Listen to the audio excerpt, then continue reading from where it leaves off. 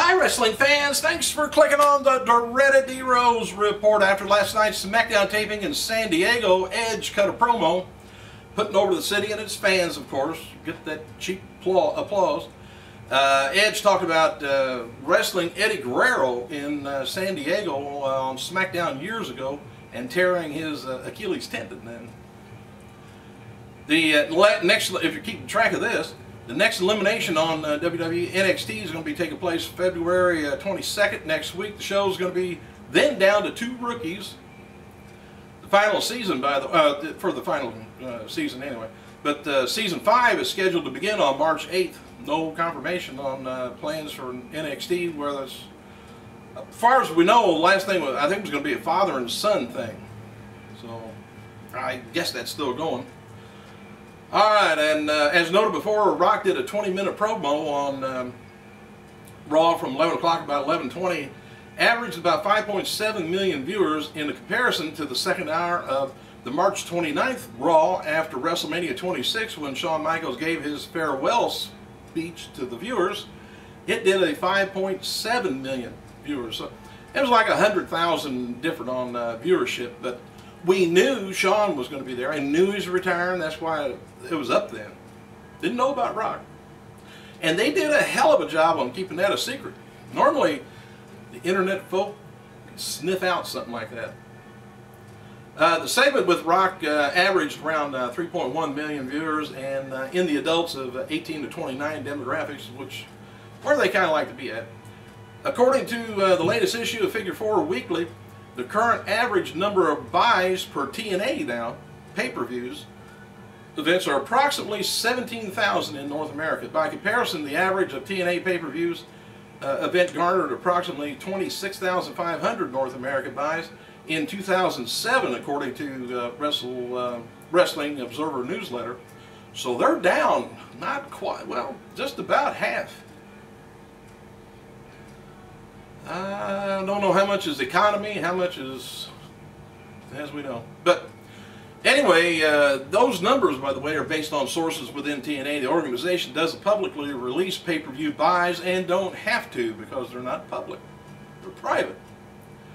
By the way, Rosita made her TNA wrestling debut last Thursday on Impact. Sarita and her are featured on the cover of the latest issue of Super Luchas. Glamour and entertainment model personality Reba Sky sat amongst the crowd at last night's Impact taping in Orlando. I'm sure we'll see her Thursday show, unless it was one of those shows on, because they tape like 4 in a row or something like that. 2 one day, 2 the next, I don't know.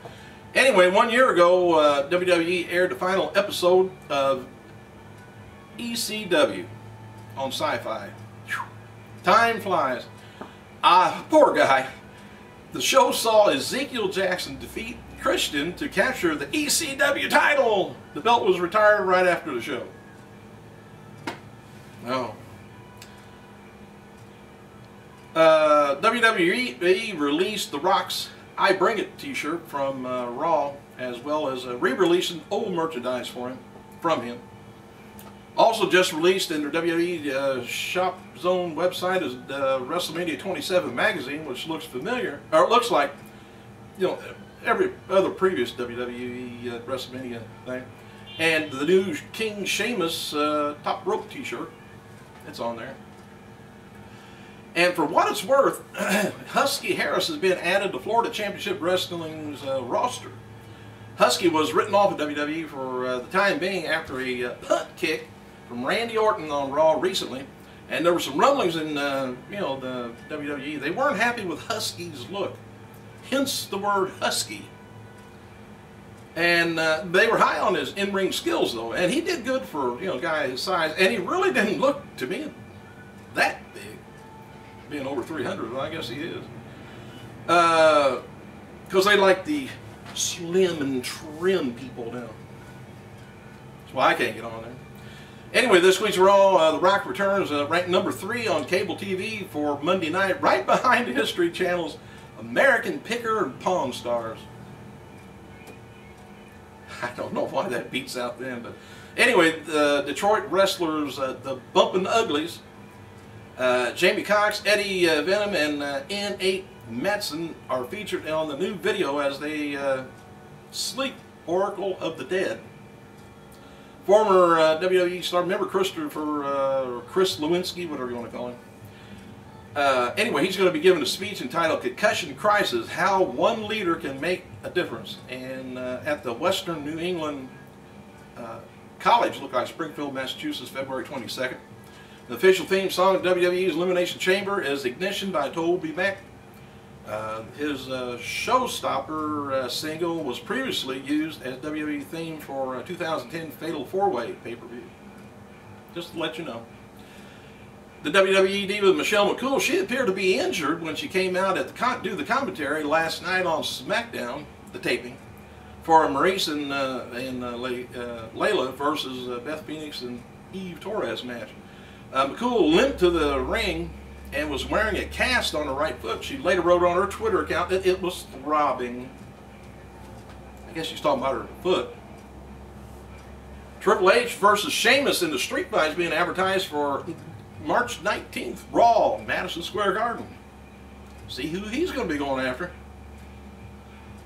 Alright, Raw superstar David Hart Smith was shown on tonight's episode of TMZ. Smith talked about doing MMA training, and one of the TMZ staffers talked about The Rock's return and aired footage of him on Raw. Dark match before tonight's taping, last night's taping of SmackDown was Percy Watson defeating Ted DiBiase. Chris Masters versus Tyler Rex was taped for this Thursday. WWE Superstars on WGN pre-sale. TNA Lockdown pay-per-view at the U.S. Bank Arena in Cincinnati, Ohio, April 17th. Looks like it begins Monday morning. Pre-sale password is Lockdown, in case they get you in a little closer. UFC star Tom Lawler was in attendance at TNA's Impact taping in Orlando Monday night. Dixie Carter wrote on her Twitter that she just wrapped a new film shoot with TNA stars in Orlando, and she wrote it was lots of flames and lots of fun. She always kind of leaves you hanging. Alright, Diva Dirt reports that MTV recently approached former WWE talent, current TNA prospect Isis, the Amazon. I wish WWE would have kept her about filming a reality show on her. The network's interested in filming a typical day in the 6'9" Giant's life. Hopefully love life too, I like to see. Anyway, Gangrel, he turns 42 today. And probably, maybe if he gets enough money, he gets some dental work done. Dark match before Monday's Raw in Anaheim, California. We didn't get to see the Usos defeat Team Yoshitatsu and David Hart Smith. Wasn't that cute of William Regal on the kiss cam? CM Punk paid tribute to The Rock in a dark main event after Monday's Raw by hitting the People's Elbow on John Cena. Punk teamed with The Miz and lost to Cena and Orton. Rock posted a note to his fans on his Facebook yesterday. He said, "We electrified the world and made history together as one. Love and gratitude to you and endless." Says, "I'm honored for forever to be The Rock, the People's Champion." He's still on a roll with that. Alright, Texas Wrestling Academy is going to be holding a Lance Cade tribute show Saturday, March 5th from 7 to 10 p.m. at the TWA Gym in San Antonio, Texas. Lance's hometown. WWE returns to the Lacrosse Center in La Crosse, Wisconsin, May 29th. Get your money ready. WWE WCW star, former star, Mark Merrill, noted on his Facebook that he recently filmed an episode of Orlando Matters that will be airing Saturday, February 19th, 7 a.m. on MyFox 69 in Orlando, Florida.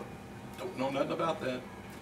Hulk Hogan's Pastmania restaurant, Pastamania, my fault, is ranked number 8 by MSN Money on their 14 lowbrow ideas that failed. Vince McMahon's XFL was ranked number 6. I gotta go.